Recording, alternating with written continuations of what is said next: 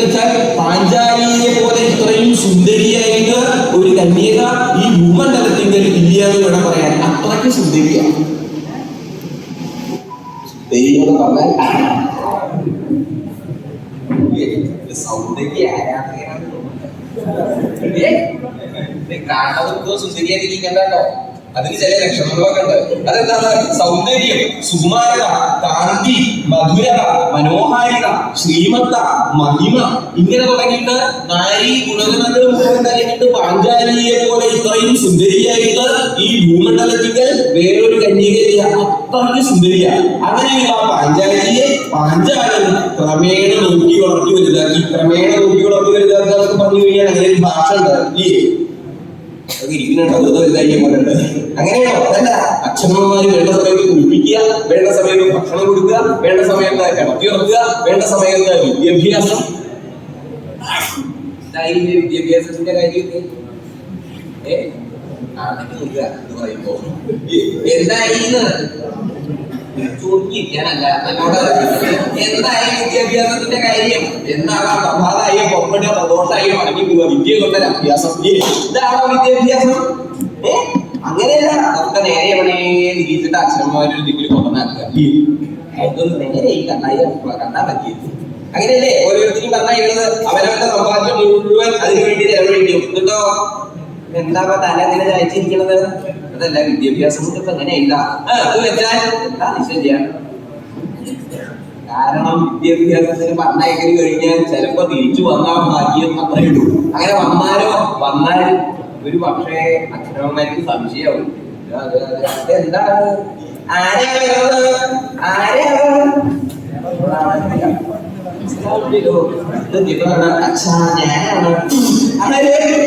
പുത്രനോ കണ്ടാ മനസ്സിലാവില്ല. കാരണം അവന്റെ വേഷവും സമ്പ്രദായത്തിൽ അങ്ങനെയുണ്ടാവും. മാത്രല്ല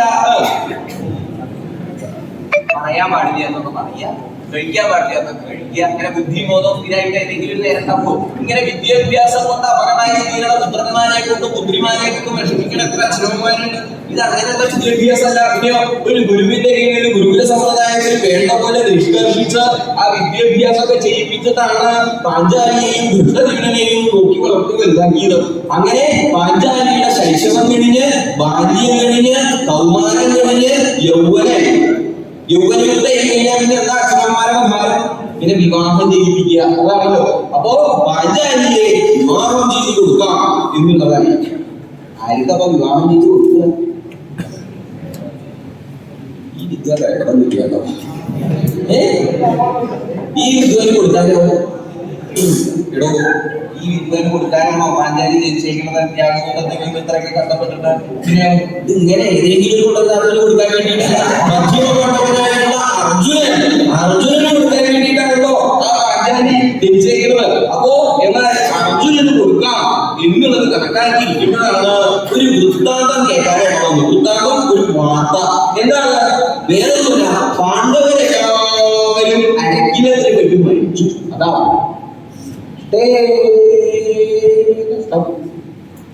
ഞാൻ ഇത്രയൊക്കെ നോക്കി വളർത്തി വലുതാക്കി. എവിടെയായിരുന്നു ഇത്ര നേരം? എവിടെയായിരുന്നു ഇത്ര നേരം? നിങ്ങൾ അറിഞ്ഞില്ലേ? ഇതൊന്നും അറിഞ്ഞിട്ടുണ്ടാകില്ല. ഞാൻ ഇത്രയൊക്കെ ബുദ്ധിമുട്ടി നോക്കി വളർത്തിയത് അപ്പോ വിവാഹമായി നിശ്ചയിച്ച വരൻ മരിച്ചു.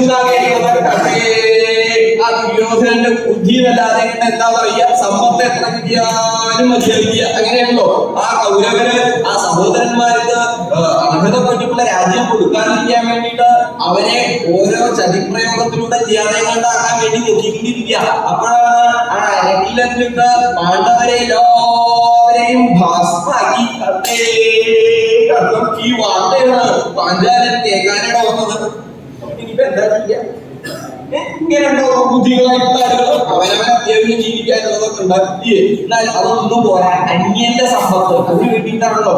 അത് സഹോദരനായാലും വേണ്ടിയ, സഹോദരിയായാലും വേണ്ടിയ, അച്ഛനായാലും വേണ്ടിയ, അമ്മയായാലും വേണ്ടിയ, അടുത്തുള്ള ആളുകളായാലും വേണ്ടിയ അന്യന്റെ സമ്പത്ത് എങ്ങനെയെങ്കിലും കൈക്കലാക്കാൻ വേണ്ടിയിട്ടാണ് ആ ദുർബുദ്ധികളായിട്ടുള്ള ആളുകൾ സദാസമയം ശ്രമിച്ചുകൊണ്ടിരിക്കുക. അങ്ങനെ അതിൽ കേവലായിട്ടുള്ള ആളാ ദുർബുദ്ധി, ദുര്യോധനൻ. എന്താ പറയുന്നത്? ആ ദുര്യോധനന്റെ ദുർബുദ്ധി കാരണം പാണ്ഡവരൊക്കെ മരിച്ചു. ഇനി എന്താ ചെയ്യ? മറ്റേ നല്ലത് വേറെ വല്ലവരുടെ അതുപോലെ അവർക്ക് വലിയ ബുദ്ധിമുട്ടുണ്ടോ?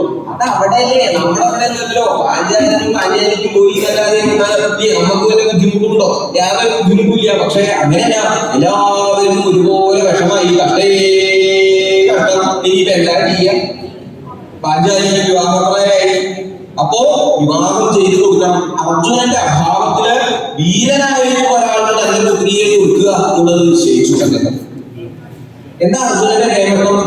ആയുധ വിദ്യയിൽ അർജുനനെ പോലെ കേമനായിട്ട് വേറെ ആയില്ല. അപ്പോ എന്നാൽ വിവാഹം ഒരു പരീക്ഷയായിട്ട് നിശ്ചയിക്കുക. എന്താ അഭിപ്രായം? അവിടെ ഒരുവിധ പരീക്ഷ ഇനിയിപ്പോ കാരണം ഈ പരീക്ഷ കഴിഞ്ഞിട്ട് വേണം വിവാഹം ചെയ്യാന്ന് വിചാരിക്കാൻ പറ്റുന്നത്.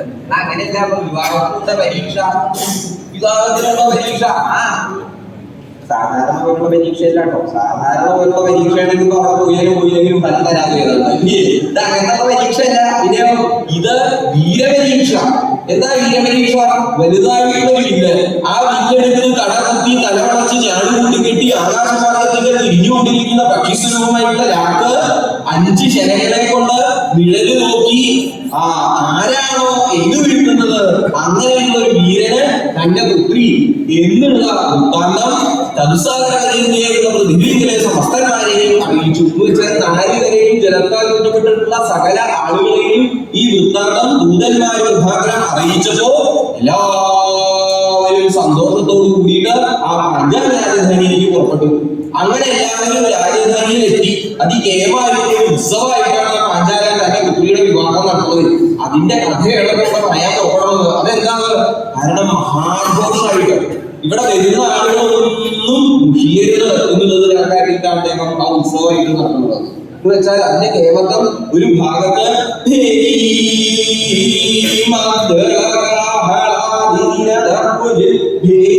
മർദ്ദനം കാഹളം തുടങ്ങിയിട്ടുള്ള ശബ്ദങ്ങളെ കൊണ്ട് നിറഞ്ഞു വശായിരിക്കുന്നുണ്ട് പഞ്ചാല രാജധാനിയിൽ ഒരു പ്രദേശം. ഇങ്ങനെയൊക്കെ പറഞ്ഞാൽ മനസ്സിലാകൂ. ദേവി എന്നൊക്കെ പറഞ്ഞാൽ ഇതൊക്കെ ഉത്സവം നേരേക്കാൻ പുറപ്പെട്ടിട്ടുള്ളതാ. ഇതാ അവിടെ ഉണ്ട് കുറെ എണ്ണം. അതെ, അവിടെയൊക്കെ എന്തിനാ താല്പര്യം? ഉത്സവത്തിന് പുറപ്പെടുമ്പോ ഇതിനൊന്നും താല്പര്യമില്ലെന്നാ തോന്നുന്നത്. അവിടെ ഉള്ള ആളുകൾക്ക് എന്തിനാ താല്പര്യം? അവിടെ ഉള്ള ആളുകൾക്ക് ദേവിയിലാണ് താല്പര്യം. ദേവിയോ? അതെന്താണ്?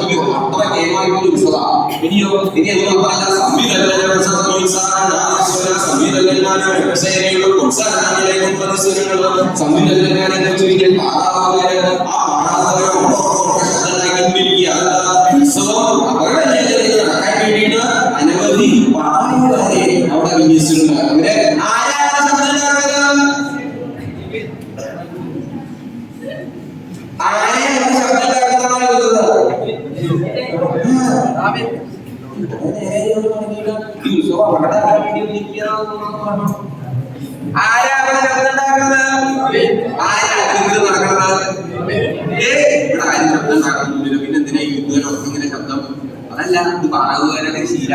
കാരണം പാറാവുകാർക്ക് യാതൊരു പ്രവൃത്തിയില്ല എന്നുള്ളത് ബാക്കിയുള്ളവർക്ക് തോന്നരുതല്ലോ. അപ്പോ പാഞ്ചാല രാജധാനിയിൽ നിയോഗിച്ചിട്ടുള്ള കേവന്മാരായിട്ടുള്ള പാറാവുകാര് ഉറക്കെ ശബ്ദം ഉണ്ടാക്കിക്കൊണ്ടിരിക്കുക. കാരണം അവിടെ വന്ന ആളുകൾക്ക് നിർദ്ദേശം നൽകാൻ വേണ്ടിയിട്ടാണ്. ഈ ഉത്സവഗിരിയിൽ വരുമ്പോ എവിടെ എന്തൊക്കെയാണ് നടക്കുന്നത് എന്നുള്ള ആളുകൾക്ക് പറഞ്ഞു കൊടുക്കണല്ലോ. അപ്പൊ ഓരോന്നിനും വേണ്ടിയിട്ട് അതെ അവിടെ ഏത് മുഷിച്ചു വെച്ചാൽ പുറത്തു പോയിട്ട് വരാട്ടോ. അവിടെ വിശ്രമിക്കാനുള്ള വിശ്രമ കേന്ദ്രങ്ങളുണ്ട്. അപ്പൊ വിശ്രമിക്കേണ്ട ആളുകൾക്ക് അവിടെ പോയാൽ വിശ്രമിക്കേണ്ട. അവിടെയൊക്കെ വല്ലാണ്ട് വിശ്രമിക്കാനായി എത്ര നേരായി ഇവിടെ വന്ന് കൂടിയിട്ട് എന്ന് വിശ്രമിക്കണം. അപ്പൊ വിശ്രമിക്കണമെങ്കിൽ ആ വിശ്രമം എന്തിനും കേമായിട്ടുണ്ട്. അവിടെ നമുക്ക് എന്താ വേണ്ടത്? കുടിച്ചിട്ടുണ്ടോ? വിശേഷമായിട്ട് ദിവസമായിട്ട് കുളി കഴിഞ്ഞിട്ട് വരാം. അവിടെ എന്താ വേണ്ടത്? നമുക്ക് എന്താ വേണ്ടത്? ആനയും കാണണോ? നീ എന്താ പറയുന്നത്? ആനയും കാണണോ? അവിടെ ഇനി വേറെ സംഗീതം കേൾക്കുന്ന താല്പര്യം, എന്നാൽ സംഗീതം കേൾക്കുന്നത് സംഗീതം കേൾക്കാം. ഇങ്ങനെ ഓരോ കാര്യങ്ങളെ കുറിച്ചും അവരെ ഉത്സാഹിപ്പിക്കാൻ വേണ്ടിയിട്ട് അവർക്കുള്ള നിർദ്ദേശങ്ങൾ കൊടുത്തുകൊണ്ട് പാറാവുകാര് രാജധാനി മുഴുവൻ വ്യാപിച്ചു വശമായിട്ട് പറഞ്ഞു ഓടി നടക്കുക. അവരുടെ ശബ്ദങ്ങളാണ് അവരുടെ ശബ്ദം. അതാണ് സംവിധാനങ്ങളുടെ രസേനയുള്ള പ്രോത്സാഹനങ്ങളെ കൊണ്ടുള്ള സ്വരങ്ങൾ എന്ന് പറയാൻ കാരണം ഇങ്ങനെ ആ കൊതിക്കൂറുകള്, തോരണങ്ങള്, വിവവിധാനങ്ങള് എന്ന് വേണ്ട ആ പാഞ്ചാല രാജധാനി മറ്റൊരു പ്രകാരത്തിലായി തീർന്നിട്ടുണ്ട്. കാരണം അവിടെ അധികമായിട്ട് ഇതൊക്കെ കേമാണ്. അവിടെ ആരും എന്തെങ്കിലും ഇതൊക്കെ ഇവിടെ കേമാക്കി തീർന്നു. പക്ഷെ ഇവിടെ ആരും വിജയിക്കില്ല. അങ്ങനെയൊന്നും ഇപ്പോഴും ഉത്സവം അതികേമന്മാരായിട്ടുള്ള ആളുകൾ ആ മഹാരാജാക്കന്മാർ മുഴുവൻ ആ പാഞ്ചാല രാജധാനിയിൽ എത്തിയിട്ടുണ്ട്. അംഗരാജാവ്, അംഗരാജാവ്, ലിംഗരാജാവ്, ദേവിരാജാവ്, ചോളരാജാവ്, പാണ്ഡ്യരാജാവ് ഇങ്ങനെ തുടങ്ങിയുള്ള അതികേമന്മാരായിട്ടുള്ള രാജാക്കന്മാരെ രാജ്യം എടുത്തുകൊണ്ടിരിക്കുന്നു. എല്ലാവരും പറ്റി. കാരണം രാജാക്കന്മാരെ പുറപ്പെടുക പറഞ്ഞു കഴിഞ്ഞാൽ സാധാരണ ആളുകൾ പുറപ്പെടുന്ന പോലെയല്ല. സാധാരണ ആളുകളൊക്കെ പുറപ്പെടുന്നത് രണ്ടാമത് പറഞ്ഞിട്ട് പുറപ്പെട്ടാൽ മതി, അങ്ങനെയല്ലേ? എന്നാൽ മുഖ്യന്മാരായിട്ടുള്ള ആളുകൾ പുറപ്പെടുമ്പോ മുഖ്യന്മാരായിട്ടുള്ള ആളുകൾ പുറപ്പെടുമ്പോ എങ്ങനെയാണ്? ഇടത്ത് നടക്കാൻ ആളുകള്, വലത്തിൽ നടക്കാൻ ആളുകള്, മുന്നിൽ നടക്കാൻ ആളുകള്, മുമ്പിൽ നടക്കാൻ ആളുകള്, അങ്ങോട്ട് നോക്കാൻ ആരോ എഴുന്നേണ്ടി വരുന്നുണ്ട് കേട്ടോ. വരുന്നത് കണ്ടാൽ അറിയാം അദ്ദേഹം കേവലായിട്ടുള്ള ഒരാളാണ്. കാരണം എന്താ? കാരണം ഒറ്റയ്ക്ക് പുറപ്പെടൽ വരില്ല. അവര് സർവ്വസൈന്യ സമേത പുറപ്പെടുക. അതെന്താണ്? മുഖ്യന്മാരായിട്ടുള്ള ആളുകള് ഒറ്റയ്ക്ക് പുറപ്പെട്ടു കഴിഞ്ഞാൽ ചിലപ്പോ പരാജയമല്ലോ. അതല്ല, അത് സ്ഥാനത്തിന്റെ യോഗ്യതയാണ്. അപ്പൊ ആ സ്ഥാനത്തിന്റെ യോഗ്യതയ്ക്കനുസരിച്ച് ഓരോരുത്തരും പുറപ്പെട്ടു വരുമ്പോ അവര് അതിനനുസരിച്ച് പുറപ്പാണ്. ഇങ്ങനെ പദയാത്രയുടെ ആനപ്പുറത്ത്, കുതിരപ്പുറത്ത്, അതിശയായിട്ട് കുതിരകളേക്ക് കിട്ടുന്ന വലിയ വലിയ രഥങ്ങളില് ഇനി പദയാത്രയിട്ട് പുറപ്പെട്ടിട്ടുള്ള രാജാക്കന്മാര്, ഇങ്ങനെ ആ രാജാക്കന്മാരെ കൊണ്ട് പാഞ്ചാല രാജധാനിയിൽ നിന്ന് 5 വർഷമായിട്ട് പറയാം. ആ പാഞ്ചാല രാജധാനിയിൽ ഈ ഒന്നുമാക്കുകളെ കൊണ്ട് കഴിയില്ല. അങ്ങനെയോ എല്ലാവരും എത്തരി കഴിയും എന്ന് വെച്ചാൽ ആ ഭഗവാൻ സ്വാമി ശ്രീകൃഷ്ണൻ അദ്ദേഹം വേണ്ടി പറഞ്ഞല്ലോ, പാണ്ഡവരെല്ലാവരും മരിച്ചു എന്നാണ് ശ്രുതി. എന്നാൽ യഥാർത്ഥത്തെ മരിച്ചിട്ടില്ല. ദൈവത്തിന്റെ ശക്തി കൊണ്ട് അവർ യാതൊരു ആപത്തും കൂടാതെ കൊണ്ട്, ദുര്യോധന്റെ കണ്ണിൽ പെടാതെ കൊണ്ട്, വേഷപ്രച്ഛന്നനായ ബ്രാഹ്മണ വേഷത്തെ ധരിച്ച് അവരും ആ സഞ്ചരിച്ച് ആ പാഞ്ചാല രാജധാനിയിൽ എത്തലും കഴിഞ്ഞു. അങ്ങനെ എത്തിയപ്പോ ഇനി പാഞ്ചാല രാജധാനിയിൽ എത്തി ഇവിടെ സ്വീകരിക്കാനായില്ല. അങ്ങനെയായിരുന്നു ഷിയുലി. അതല്ല, ആ പാഞ്ചാലപുത്രനായിരുന്ന കൃഷ്ണദേവൻ എല്ലാവരെയും സ്വീകരിച്ച് ആ സിംഹാസനങ്ങളിൽ അവിടെ ഇരുത്തി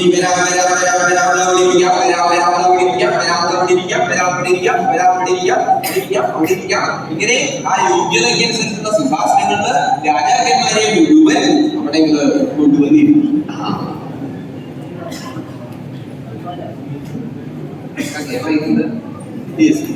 എല്ലാവരും പുറത്തേക്കുന്നത് കിരീടം, കുന്തരം, കടകം, കടിസൂത്രം ഇത്യാദി ആഭരണങ്ങളൊക്കെ അടിഞ്ഞ് എന്താ എല്ലാവരും ഒരുങ്ങി വന്നേക്കുന്നത്? വേറൊന്നുമല്ല, എല്ലാവരും കന്യകയെ മോഹിച്ചിട്ടാണ്.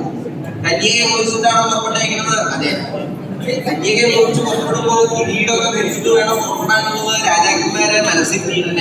അതെന്താണ്? ചില രാജാക്കന്മാർക്ക് പ്രായം കൊണ്ട് കിരീടം ധരിക്കേണ്ടി വന്നിട്ടുണ്ട്. കാരണം രാജാക്കന്മാർക്ക് അറിയാം പുറപ്പെട്ട് അവിടെ വന്നാലും കന്യകയെ മോഹിക്കണം.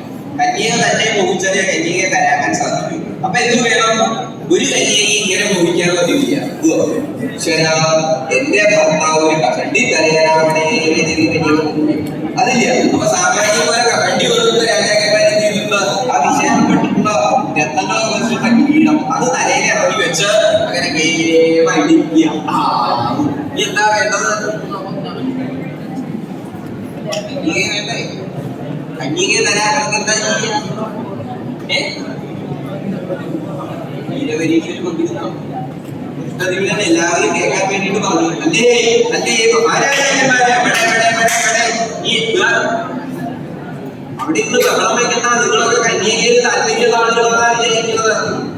നിങ്ങൾക്ക് കന്യകയെ വേണമെങ്കിൽ നിങ്ങൾ ചെയ്യേണ്ടത് ഈ സഭാമധ്യത്തിലിരിക്കുന്ന വലുതായിട്ടുള്ള വില്ല്, ആ വില്ലെടുത്ത് തല പൊട്ടി തലകളച്ചു ഞാട് കുത്തിക്കെട്ടി ആകാശമാർഗത്തിലേക്ക് ഇരിക്കൊണ്ടിരിക്കുന്ന വലുതായിട്ടുള്ള വില്ല്, അത് എന്താ ചെയ്യേണ്ടത്? ആ ലക്ഷ്യം ചെയ്യിക്കണം. ഇവിടെ വെച്ചുള്ള വില്ലുണ്ട്. മനസ്സിലായോ? കന്യകയെ വേണ്ടാണോ? നീ പഠിക്കുന്ന ഈ കൃഷ്ണന്റെ നിരക്ക് പറഞ്ഞപ്പോ എല്ലാവർക്കും അത്യധികം സന്തോഷമായിരുന്നതല്ല. എനിക്ക് വേണം ആ കന്യകയെ, എനിക്ക് വേണം ആ കന്യകയെ എന്നുള്ളത് കണക്കാക്കി ഓടി ചെന്ന് ആ വില്ലിന്റെ അടുത്തേക്ക് ചെന്ന് ആ വില്ലിന്റെ കടന്നു പിടിച്ചു. ചില ആളുകൾ വില്ലിന്റെ തല, ചില ആളുകൾ വില്ലിന്റെ നടു, ചില ആളുകൾ വില്ലിന്റെ കട, ഇങ്ങനെ രാജാക്കന്മാരെ കൊണ്ട് നിറഞ്ഞു. പക്ഷേ ആ വില്ലിന്റെ നാല് പോകും. കാരണം എന്താ? എങ്ങനെയെങ്കിലും വില്ലൊന്നും എടുത്ത് പൊക്കിയിട്ട് വേണം എന്തിനാണ് കന്യകയെ തന്നെയാക്കാൻ. അത് കണക്കാക്കിയിട്ടാ. വില്ലാണെങ്കിലോ വലിയൊരു വില്ല്, അതൊന്നും അനക്കാൻ കൂടി സാധിക്കില്ല. രാജാക്കന്മാര് അന്ന പ്രയാസപ്പെടുന്നുണ്ട് ആ വില്ലൊന്ന് അനക്കാൻ വേണ്ടിയിട്ട്. പക്ഷെ ആ വില്ല അനക്കും അത്ര വലിയ വില്ല. അങ്ങനെ ഓരോ രാജാക്കന്മാർ ആ വില്ലിൽ പ്രയത്നിച്ച് ചില ആളുകൾ മറഞ്ഞു വീഴുന്നുണ്ട്. കടച്ചി ഇങ്ങനെ ഓരോരുത്തർക്കും ഓരോ അപകടം. അംഗരാജാവ് തുടങ്ങിയുള്ള രാജാക്കന്മാർക്ക് ഓരോ അപകടം പറ്റി. ചില ആളുകളുടെ കയ്യ്, ചില ആളുകളുടെ കാല്, ചില ആളുകളുടെ തല, ഓരോന്നൊക്കെ വല്ലാതെ ഇങ്ങനെ ക്ഷീണിച്ചിട്ടുണ്ട്. ഇതെന്താ താടി കൊടുത്തിരിക്കുന്നത്? അതല്ല, കൈ വിട്ടാൽ താടി പോരും. ആ വില്ലുമ്പിൽ പ്രയത്നിച്ച് താടിക്ക് ആഗ്രഹിക്കുക. ഇങ്ങനെ ഓരോരുത്തർക്കും ഓരോ പരിക്കായിരിക്കുന്നത് മാത്രമല്ല, ഒരുവിധം താടി പറഞ്ഞിട്ടുണ്ടോ വലിയ താമസിക്കാതെ വില്ലെടുക്കുകയാണ് നല്ലത്. ആരാ വില്ലെടുക്കാൻ? കാരണം എല്ലാവരും പരാജിതന്മാരായി കൊണ്ടുള്ളൂ. എല്ലാവരും പരാജിതന്മാരായി കൊണ്ടു പറഞ്ഞാൽ എത്രയൊക്കെ കേവന്മാരായിട്ടുള്ള രാജാക്കന്മാരുണ്ട്. അവര് മുഴുവൻ ആ വില്ലെടുക്കുന്നത് പരാജിതന്മാരായി കൊണ്ടു വേണം പറയാൻ. അങ്ങനെ എല്ലാവരുടെ കാര്യം പറയണ്ട. ജരാസന്ധന്റെ കാര്യം പറഞ്ഞാൽ തന്നെ കാരണം എന്താ? ജരാസന്ധനാണല്ലോ പ്രായത്തിന് കേവലായിട്ടുള്ള താടിയൊക്കെ നരച്ച് 2-3 പല്ലേ ബാക്കിയിട്ടു. അങ്ങനെ ജരാസന്ധന് വില്ലെടുക്കാൻ പുറപ്പെട്ടു. ജരാസന്ധൻ വില്ലെടുക്കാൻ വേണ്ടി പുറപ്പെട്ടപ്പോ എന്തായി? ആയതുകൊണ്ടാണ് അദ്ദേഹം പുറപ്പെട്ടപ്പോ മറ്റു രാജാക്കന്മാർ മുഴുവൻ ഈ ജരാസന്ധൻ പുറപ്പെട്ട് ആ വലിയ വില്ലെടുത്ത് ആ കന്യകയെ സ്വന്തമാക്കൂ. സുന്ദരിയായിട്ടുള്ള മാഞ്ചാലിയെ ഈ പടുദുഃഖനായിട്ടുള്ള ജരാസന്ധനാണോ കിട്ടുക? കാരണം ജരാസന്ധൻ കേവനായിട്ടുള്ള ജരാസന്ധനോട് പുറപ്പെട്ട് ആ വലിയ വില്ലങ്ങൾ എടുക്കാൻ ഭാവിച്ചു.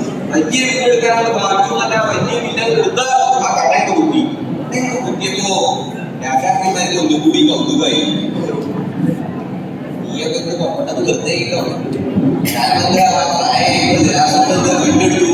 നീ എന്താ? നീ തല വളയ്ക്കും, ഞാടി കൂട്ടിക്കെട്ടും, 5 ശരങ്ങളെ കൊണ്ട് ലക്ഷ്യം ചെയ്തിരിക്കും. അത്രയും ആ രാജാക്കന്മാരെ മുഴുവൻ അനുഭവത്തോട് കൂട്ടിയിട്ട് അങ്ങനെ നോക്കിക്കൊണ്ടിരിക്കുമ്പോ ആ ജരാസന്ധൻ പതുക്കെ വില്ലെടുക്കാൻ വേണ്ടിയിട്ട് ആ എടുത്ത് തല വളയ്ക്കാൻ വേണ്ടി ഭാവിക്കുക. തല വളച്ചിട്ടുള്ളത് മാത്രമല്ല,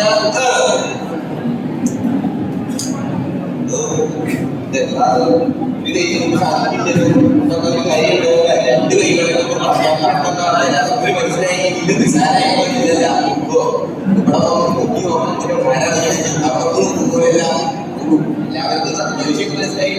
അങ്ങനെ ആ വില്ലിന്റെ തല വളയ്ക്കാൻ ഭാവിച്ചു. 2 കൈകളെ കൊണ്ടും ആ വില്ലിന്റെ തല വളയ്ക്കാൻ ഭാവിച്ചപ്പോഴാണ് എന്റെ മുഖത്തേക്ക് എന്താണ് തല വളയുന്നുണ്ട് വില്ലിന്റെ തല വളയുന്നുണ്ടോ? അതല്ല, ജരാസന്ധന്റെ തല വളയുന്നുണ്ട്. ജരാസന്ധന്റെ തല വളയുന്നത് വില്ലിന്റെ തല വളയില്ല. മാത്രമല്ല, ആ വില്ലിന്റെ തല വളയ്ക്കാൻ പ്രയത്നിക്കുന്നതിന്റെ ഇടയിൽ ജരാസന്ധന്റെ കാല് വില്ലിന്റെ കടയത്തിലേക്ക് ജരാസന്ധനും വില്ലും കൂടിയിട്ടാണ് വളർത്തി. പോണ പോക്കില് ജരാസന്ധന്റെ താടിയില് ആ വില്ലിന്റെ തല പറഞ്ഞല്ലോ, കുറച്ച് പല്ലേ ബാക്കിയിട്ടു. അത് പോയി. ജരാസന്ധന അപമാനക്കാലത്ത് സഹിച്ചു വയ്യാതെ. കാരണം അത്ര യോഗ്യനായിട്ടുള്ള രാജാവാണ് ജരാസന്ധൻ. എന്തായി? ഈ വയസ്സാ കാലത്ത് ആ കന്യകയെ ഓടിച്ച് പുറപ്പെട്ട് വായയിലുള്ള പല്ല് കൂടി പോയി. അതാണ് ഉണ്ടായത്. സാമാന്യ പോലെ പ്രായമായി അവരോട് ഇവിടെ കന്യകയെ ഓടിച്ചിട്ടൊന്ന് പുറപ്പെടരുത്. ഇപ്പൊ എന്താ ഉണ്ടായി? എല്ലാ രാജാക്കന്മാരുടെ മുമ്പിലും അപമാനിതനായിരിക്കുന്നത് മാത്രമേ ഉള്ളൂ. അങ്ങനെ ആ ജരാസന്ധൻ അവിടെ ഇല്ലാതെ കൊണ്ട് അപ്പൊ കിട്ടാൻ നമുക്ക് വേണ്ടല്ലോ. ഇതൊക്കെ കഴിഞ്ഞപ്പോ ബ്രാഹ്മണർക്ക് വലിയ വിഷമമായി. കാരണം എന്താ, കന്യക വിവാഹം കഴിയില്ല. വിവാഹം കഴിയണമെങ്കിൽ ആരെങ്കിലും കിട്ടുന്നത്. അപ്പോ ഇവരാണെങ്കിലോ ആ ദക്ഷിണ ഭക്ഷണം ഇതൊക്കെ കേൾക്കാനിപ്പോ പാഞ്ചാലിയെ അനുഗ്രഹിച്ചു. എന്താണ് ബ്രാഹ്മണരെ അനുഗ്രഹിക്കും. ഇങ്ങനെ ഓരോ അനുഗ്രഹം. ഇത് ഫലിക്കില്ല. ഫലിക്കില്ല എന്നാൽ ഇനി ബ്രാഹ്മണരെ ആരെങ്കിലും ഭക്ഷണം കൊടുക്കാനോ ദക്ഷിണ കൊടുക്കാനോ വിളിക്കുവോ? അതില്ല. അവർക്ക് വലിയ വിഷമായി. അതേ എടോ, ഇനി നമ്മളെ വിവാഹത്തിന് വിളിക്കില്ലല്ലോ, നമ്മളെ വിവാഹത്തിന് വിളിക്കില്ലല്ലോ, ഇനി എന്താ ചെയ്യാം? ഇവിടെ ഇങ്ങനെ ഇന്നത്തെ കാര്യമില്ല. അവസാനം വിവാഹം വന്നത് എനിക്ക് അതിനെ വിളിക്കും തോന്നില്ല. അപ്പൊ എന്താ തോന്നില്ല, നമ്മുടെ കൂട്ടത്തിൽ വല്ലവരും നോക്കാം എന്നുള്ളത് ബ്രാഹ്മണരെ തീരുമാനിച്ച് അവര് നമ്മുടെ കൂട്ടത്തിൽ വല്ലവരുണ്ടോ എന്നുള്ളതാണ് തെറ്റ് നടത്തുകയാണ്. കൂട്ടത്തില് ഒരു വിദ്വാനെ കണ്ടുള്ള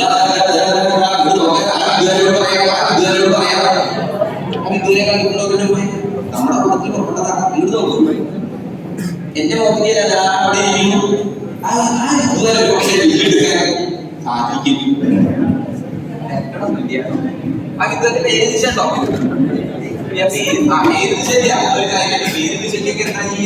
രൂപം കൊണ്ട് പേര് വിളിക്കുക, പ്രവൃത്തി കൊണ്ട് പേര് വിളിക്കുക, അങ്ങനെയൊക്കെയുള്ളൂ. അപ്പൊ ബ്രാഹ്മണന്റെ ആ വിദ്വാനെ കണ്ടപ്പോ തോന്നിയത് ഒരു കൊമന്റാണ്.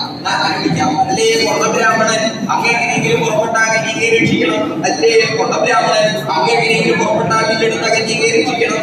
ഈ കൊണ്ട ബ്രാഹ്മണൻ എന്ന് വിചാരിച്ച് ബ്രാഹ്മണൻ എന്ന് പറയുന്നത് വേറെ ആരുമില്ല, ഭീമസേനോടാണ്. ഭീമസേനൻ സാമാന്യങ്ങളൊക്കെ വരുമ്പോഴാണല്ലോ. അപ്പോ ഭീമസേനൻ ബ്രാഹ്മണത്തെ ധരിച്ച് ബ്രാഹ്മണരുടെ കൂട്ടത്തിൽ ഇരിക്കുമ്പോ അവര് ഭീമസേനാണ് എന്ന് അറിയാതെ ഒരു കൊണ്ട ബ്രാഹ്മണൻ എന്ന് വിചാരിച്ച് ഭീമസേനോട് ഈ കാര്യം പറഞ്ഞപ്പോ ഭീമസേനൻ പറഞ്ഞു, എന്റെ ബ്രാഹ്മണര് എന്നേക്കാൾ യോഗ്യരായിട്ടുള്ള വേറെ ആളുകൾ ആ വിദ്വാനോട് എന്ന് പറയൂ എന്നുള്ളത് പറഞ്ഞ് ആ ഭീമസേനൻ തന്റെ സഹോദരനായിട്ടുള്ള അർജുനനെ ചൂണ്ടിക്കാണിച്ചു. അപ്പോ ബ്രാഹ്മണരിൽ ധരിച്ചു അർജുനനെ കണ്ടപ്പോ സുന്ദര ബ്രാഹ്മണൻ, കാരണം അർജുനനെ കാണാൻ നല്ല ഭംഗിയാണല്ലോ. ആ സുന്ദര ബ്രാഹ്മണനെ കൊണ്ട് എങ്ങനെയെങ്കിലും ആ സുന്ദരിയായിട്ടുള്ള പാഞ്ചാലിയെ കൊണ്ട് കാണാൻ ധരിപ്പിക്കാം, എങ്ങനെയെങ്കിലും ആ വില്ലെടുത്തിട്ട് ആ ലക്ഷ്യം ഛേദിക്കാൻ വേണ്ടി അദ്ദേഹത്തെ സഹായിക്കണം എന്നുള്ളത് കണക്കാക്കി അദ്ദേഹത്തെ ഉത്സാഹിപ്പിക്കാം എന്നുള്ളത് വിചാരിച്ച് ബ്രാഹ്മണരെല്ലാവരും ആ സുന്ദരന്റെ അടുത്ത് ചെന്നു. അർജുനന്റെ അടുത്ത് ചെന്ന്, അല്ലേ സുന്ദര ബ്രാഹ്മണൻ എങ്ങനെയെങ്കിലും പുറപ്പെട്ടാൽ കന്യകയെ രക്ഷിക്കണം, അല്ലേ സുന്ദര ബ്രാഹ്മണൻ അങ്ങനെയെങ്കിലും പുറപ്പെട്ടാൽ കന്യകയെ രക്ഷിക്കണം. ഇത് അർജുനന് പറഞ്ഞപ്പോ അർജുനൻ ഇത് കേട്ടപ്പോ സന്തോഷമായി. കാരണം എന്താ, തനിക്ക് വേണ്ടി ജനിച്ചിട്ടുള്ള കന്യകയുള്ളൂ. ഇതുവരെ ഇവരെല്ലാവരും പുറപ്പെട്ടു ആ വില്ലെടുക്കാൻ, പക്ഷെ ആർക്കും സാധിച്ചില്ല. ഇപ്പോ ബ്രാഹ്മണരെല്ലാവരും തന്നോട് വന്ന് പറയാ ആ വില്ലെടുക്കാൻ. അപ്പൊ എന്താ പറയുന്നത്, അദ്ദേഹം തന്റെ ജ്യേഷ്ഠനായുള്ള ധർമ്മപുത്രനെ പുറത്തു നോക്കിയപ്പോ ധർമ്മപുത്രന് വേഷപ്രസന്നായിട്ട് ഇരിക്കേണ്ട അദ്ദേഹം മൗനാനുവാദം കൊടുത്തു. അർജുന, നീ താമസിക്കേണ്ട, പുറപ്പെട്ടോളൂ എന്നുള്ളത് പറഞ്ഞു. മാത്രമല്ല ഭഗവാൻ സ്വാമി ശ്രീകൃഷ്ണൻ അദ്ദേഹം സാമർത്ഥ്യത്തിലുണ്ട്. തന്റെ ഭക്തന അർജുനൻ, ആ ഭക്തനായിട്ടുള്ള അർജുനൻ അവിടെ എത്തും. ആ അർജുനനെ കൊണ്ട് വേണം ആ വില്ലെടുപ്പിച്ച് വിവാഹം ചെയ്യിപ്പിക്കാൻ. ഇതിൽ കണക്കാക്കിയിട്ടാണ് ഭഗവാനും വന്നിരിക്കുന്നത്. ഭഗവാൻ ഒരു മൗനാനുഗ്രഹം അതുകൂടി കിട്ടിയപ്പോ ആ അർജുനൻ അവിടുന്ന് പതുക്കെ പുറപ്പെട്ട് ആ ബ്രാഹ്മണരുടെ ഉത്സാഹമായിട്ടോ നമുക്ക് പുറപ്പെടാം ഇത് പോണ്ടേ. അപ്പൊ നേരെ ഇവിടെ ഇരിക്കൂലേ, ഇപ്പൊ തന്നെ മുഷിഞ്ഞു, ഇത് പോണ്ടേ. അതാ പുറപ്പെടാം, സുന്ദരന്റെ കൂടെ പുറപ്പെടാം. ആ സുന്ദരന്റെ കൂടെ ബ്രാഹ്മണന് പുറപ്പെട്ട് ആ അർജുനൻ വീടിന്റെ സമീപത്ത് എത്തിയിട്ട് എന്താ ചെയ്തത്, വേറൊന്നുമല്ല,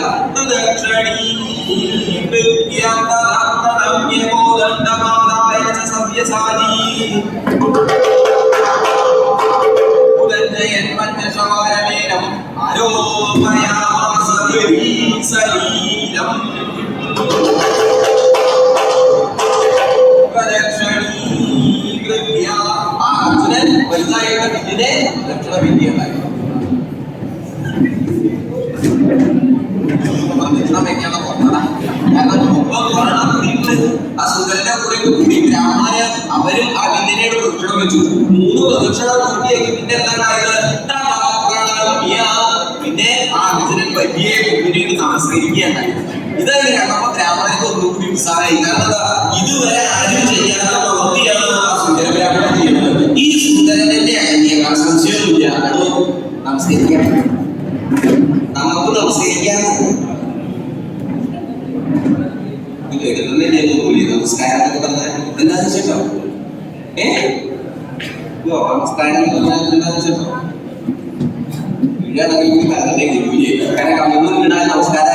മേടിച്ചിട്ട് എടോ ബഹുമാനിക്കുക അത്രയുള്ളൂ. തന്നേക്കാൾ യോഗ്യതയുള്ള ഒരു വസ്തു, തന്നേക്കാൾ യോഗ്യനായിട്ടുള്ള ഒരാള്, ഇവരെയൊക്കെ കണ്ടാൽ യോഗ്യന്മാരായിട്ടുള്ള ആളുകളാണെങ്കിൽ എന്ത് ചെയ്യും? ഒന്ന് ബഹുമാനിക്കും. അപ്പോ ഈ വില്ല ഇത്രയും രാജാക്കന്മാര് എടുക്കാൻ പറ്റാത്ത വില്ല, വലിയ വില്ല, ആ വില്ല ബഹുമാനപ്പെടുത്തിയിട്ടുണ്ട്. അപ്പോ ഇതാണ് സുന്ദരബ്രാഹ്മണൻ ചെയ്യുന്നത്. വില്ലിനെ നമസ്കരിക്കുക. അപ്പോ മറ്റു ബ്രാഹ്മണരും ആ വില്ലിനെ നമസ്കരിക്കപ്പെടുന്നത് വില്ലിനെ നമസ്കരിക്കണമെങ്കിൽ മന്ത്രം വേണം. അപ്പൊ വില്ലിനെ നമസ്കരിക്കാതെ മന്ത്രം നിശ്ചയുണ്ടോ? അതില്ല. നമ്മളെങ്ങനെ നമസ്കരിക്കുക? ഇവിടുന്ന് പോകണ്ടേ? മന്ത്രം ഇല്ലാതെ നമസ്കരിച്ചാൽ ഫലം ഉണ്ടാവില്ല. സുന്ദരത്തിന് കന്യകയെ കിട്ടിയില്ലെങ്കിൽ പിന്നെ ഭർത്തന്റെ കിട്ടി വരട്ടോ. ഞാൻ പറഞ്ഞില്ല വേണ്ട, അതങ്ങനെ ഇവിടുന്ന് പോവാ. അപ്പൊ മന്ത്രമറിയോ വില്ലിനെ നമസ്കരിക്കാനുള്ളത്? മുമ്പ് വില്ലിനെ നമസ്കരിക്കാനല്ല യാതൊരു മന്ത്രം അറിയില്ല തോന്നുന്നില്ല. എടോ വില്ലിനെ നമസ്കരിക്കാതെ മന്ത്രം അറിയില്ലെങ്കിൽ എന്താ ചെയ്യാ? മന്ത്രം അറിയില്ലെങ്കിൽ മന്ത്രം ഉണ്ടാക്കുക. കാരണം ഇവിടുന്ന് എങ്ങനെയെങ്കിലും പോണല്ലോ. അപ്പോ മന്ത്രം ഉണ്ടാക്കുക. ആ മന്ത്രം ഉണ്ടാക്കാൻ പറ്റുമോ? അതൊക്കെ പറ്റും. എങ്ങനെയാ പറ്റുക? കവിതാവാസനയുള്ള ആളുകൾക്ക് പറ്റും. കവിതാവാസന അതെന്തു വാസനയെന്നറിയില്ല. അങ്ങനെ അത് വാസനയല്ല, കവിത രചിക്കാനുള്ള കഴിവ്, ഒരു കവിതാവാസന അതുള്ള ആളുകൾക്ക് പറ്റും. അങ്ങനെയാണെങ്കിൽ ആരാ കവിത ഒരു മന്ത്രം രചിക്കുക? കൂട്ടത്തിൽ രസികനായിട്ടുള്ള ഒരു ബ്രാഹ്മണുണ്ട്. ആ വിദ്വാൻ അങ്ങനെയാണെങ്കിൽ പരിഭ്രമിക്കേണ്ട, ഞാനൊരു മന്ത്രം രചിച്ചിട്ടുണ്ട്, ഞാൻ അവിടെ ഉപദേശിക്കാം. മനസ്സിലായോ? ഇത് കാണാതെ പഠിക്കുക, ആ വിദ്യയിലേക്ക് നമസ്കരിക്കുക. മനസ്സിലായില്ലേ? ഞാൻ മന്ത്രം ഉപദേശിക്കാം. പഠിച്ചൂടെ? ഞാൻ മന്ത്രം ഉപദേശിക്കട്ടെ? ഞാൻ ശ്രദ്ധിച്ചു കേട്ടോ. ഇത് വേഗം പഠിക്കണം. ഞാൻ ഒരു പ്രാവശ്യം ചെല്ലിത്തരും. മനസ്സിലായോ? ഉറക്കെ ആ മന്ത്രം ചെല്ലിട്ട് എന്താ അംഗഭംഗവിധായിനെ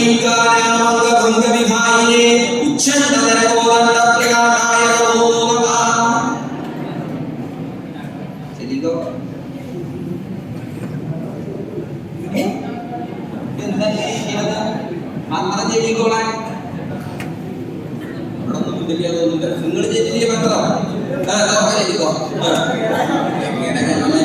എടോ ഇത്ര വലിയ മന്ത്രമൊക്കെ ഇതിന് അർത്ഥം വല്ലതുണ്ടോ? അത് താൻ വിളിച്ചു പറയുക അങ്ങനെ തോന്നുന്നുണ്ടാവില്ലേ? അതൊന്നും അല്ലാട്ടോ, അതിന് അർത്ഥമുണ്ട്. എന്താ അർത്ഥം? അർത്ഥം എന്നിട്ടേക്ക് നമസ്കരിക്കാനോ വിചാരിച്ചിട്ട എന്താ അർത്ഥം? വേറെ നല്ല ശ്രദ്ധിച്ചു കേട്ടോ.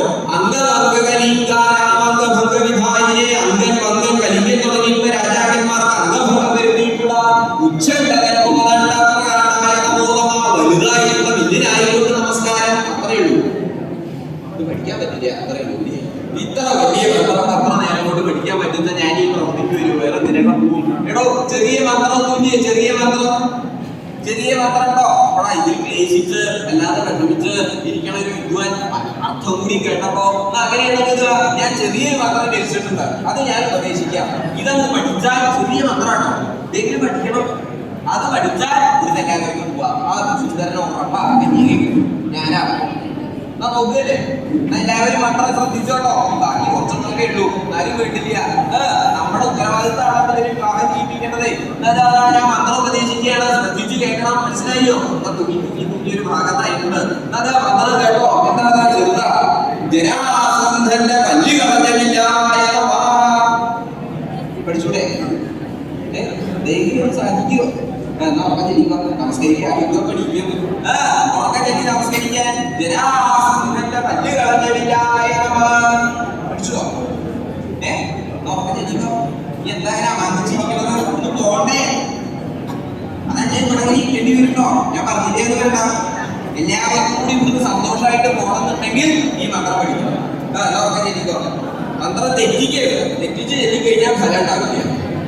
അതാ പറയാ. അപ്പൊ തെറ്റിക്കരുത്. എന്താ ചെല്ലിക്കോ? ജരാസന്ധന്റെ പല്ല് കളഞ്ഞില്ലായ എല്ലടും ജരാസന്ധന്റെ പല്ല് കളഞ്ഞില്ലായ ജരാസന്ധന്റെ പല്ല് കളഞ്ഞില്ലായ ജരാസന്ധന്റെ പല്ല് കളഞ്ഞില്ലായ ജരാസന്ധന്റെ പല്ല് കളഞ്ഞില്ലായ ജരാസന്ധന്റെ കഞ്ഞമില്ലുമല്ലായ നീയല്ലേ മന്ത്രം തിരിച്ച്? ഈ രണ്ടാമത് തിരിഞ്ഞ മന്ത്രം തിരിച്ച് മന്ത്രം തെറ്റിക്കാതെ ചെല്ലണം. അതാണോ പറയുന്നത്? ഇത് മന്ത്രം ചെല്ലണല്ലേ ഉള്ളൂ. ജരാസന്ധന്റെ പല്ല് കളഞ്ഞില്ലായ ജരാസന്ധന്റെ പല്ല് കളഞ്ഞില്ലായ ജരാസന്ധന്റെ പല്ല് കളഞ്ഞില്ലായ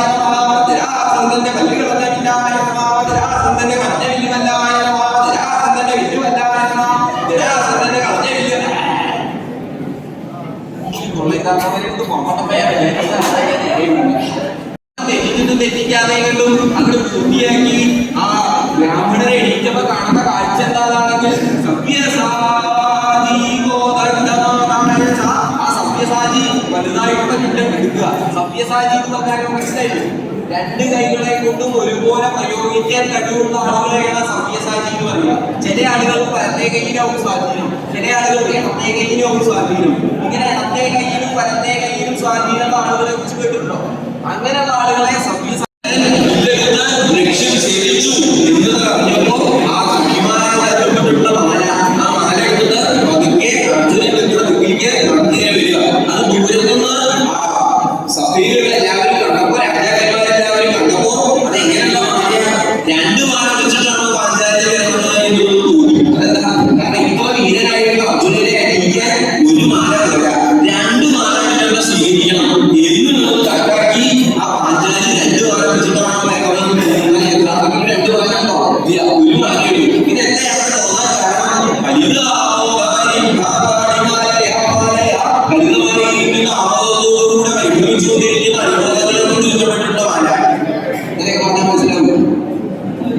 ഇവരൊന്നും മനസ്സിലായില്ല.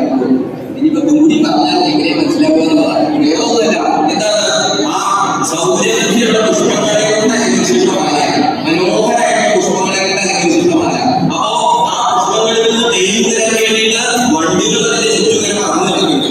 അങ്ങനെയുള്ളൂ തേന് പുറത്തെ വന്നിട്ടുണ്ടാവും. അപ്പോ ആ വണ്ടികൾ ഇങ്ങനെ പറന്നു നടക്കുമ്പോ അത് ദൂരത്തിൽ നിന്ന് കണ്ടു കഴിഞ്ഞാൽ എന്താ, രണ്ട് മാല വെച്ചിട്ടാണ് പാഞ്ചാലി വരുന്നതെന്ന് തോന്നി. അത്രയുള്ള താല്പര്യം. ഇങ്ങനെയുള്ള പാഞ്ചാലി അർജുനന്റെ സമീപത്ത് വന്ന് രമണി രമണനാക്കി ചെയ്തു. രമണി എന്ന് പറഞ്ഞു കഴിഞ്ഞാൽ ഭരണവരെയും ഭർത്താവിനെ രമിപ്പിക്കാൻ പോകുന്നവരാരോ രമണി. രമണൻ എന്ന് പറഞ്ഞു കഴിഞ്ഞാൽ ഭരണവരെയും ഭാര്യയെ രമിപ്പിക്കാൻ പോകുന്നവരാരോ രമണൻ. അങ്ങനെ അർജുനനെ രമണീയാണെന്ന് പറഞ്ഞു രമൺ സുന്ദരനാണ്. ആ രണ്ടുപേരും സഭാമതിലേക്ക് നിൽക്കുമ്പോ സഭാവാസികൾക്ക് മുഴുവൻ തോന്നിയത് എന്താ, ഇവര് രണ്ടുപേരെയാണ് ചേർന്നിരുന്നത്. ചില വിവാഹത്തിന് മുമ്പ് അങ്ങനെയല്ലേ, ആ സഭയില് വധുവും വരനും നിൽക്കുമ്പോ ആദ്യമായിട്ട് നമ്മൾ കാണാൻ വിചാരിക്കുക എന്താ തോന്നുക? ചിലതിനെ കണ്ടാൽ അങ്ങനെ തോന്നുക, ഓ ഇതാ അതിന് കിട്ടിയില്ല, ഒരു ചേർച്ചയില്ല, അങ്ങനെ തോന്നും. പക്ഷെ ചില ആളുകളാണല്ല, എന്താ ചേർച്ച, ഇവര് നമ്മളെയാണോ ചേർന്നിരുന്നത് എന്നിങ്ങനെ ഓരോരുത്തരെയും തോൽപ്പിക്കുന്ന വിധത്തിലാണ് ആ അർജുനനും ആ പാഞ്ചാലിയും പറയാം. ആ സമയത്തെങ്കില് സംശയമൊന്നുമില്ല, ആ ഭംഗിയുള്ള പാഞ്ചാലി തന്റെ ഭംഗിയുള്ള കൈകളെ കൊണ്ട് ആ ഭംഗിയുള്ള അർജുനന്റെ ഭംഗിയുള്ള കഴുത്തില് ഭംഗിയുള്ള മാല ഭംഗിയായിട്ടാണ് അലങ്കരിച്ചു. അത് അലങ്കരിക്കുന്ന സമയത്ത് സാക്ഷാത് ഭഗവാൻ സ്വാമി ശ്രീകൃഷ്ണൻ ആ സമാപത്തിൽ അങ്ങനെ ശോഭിച്ചുകൊണ്ട് വെച്ചത്. എല്ലാവരും ആ ഭഗവാനെ നോക്കിക്കൊണ്ടിരിക്കുമ്പോ ആ ഭഗവാനോ കൃഷ്ണകൃഷ്ണ ഗോവിന്ദ ഓരോ നാമഘോഷങ്ങളെ കൊണ്ട് ആ പഞ്ചായത്ത് മുഴുവൻ മുഖേതമാക്കുന്നപ്പോ ആ ഭഗവാൻ സ്വാമി ശ്രീകൃഷ്ണൻ തന്റെ പരമഭക്തനായിട്ടുള്ള അർജുനന്റെയും പരമഭക്തയായിട്ടുള്ള പാഞ്ചാലിയുടെയും വിവാഹം ആയത് മംഗളമാർക്കൊണ്ട് ആയവിടെ ായി സത്യഭാമസമേതം യാദവ സൈന്യത്തോടുകൂടി അർജുനായി ആയവിടെ ഉണ്ടായത് പ്രകാരം എല്ലാവരും സാക്ഷാൽ ഭഗവാൻ സ്വാമി ശ്രീകൃഷ്ണൻ